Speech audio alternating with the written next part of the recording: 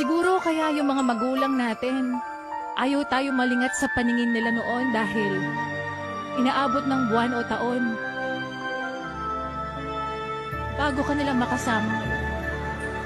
Siguro kaya palagi tayong inaalalayan sa paglalakad ng mga magulang natin.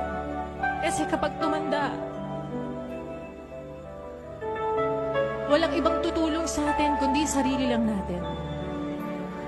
Siguro kaya nung bata tayo, pinapatulog tayo sa hapon kasi kapag tumanda ka na, mamamalimos ka na ng tulog at pahinga. Siguro kaya pinapakain tayo ng masustansya noon para sa pagtanda mas malakas nating haharapin yung mga pagsubok ng buhay. Siguro kaya kailangan sabay-sabay kumakain noon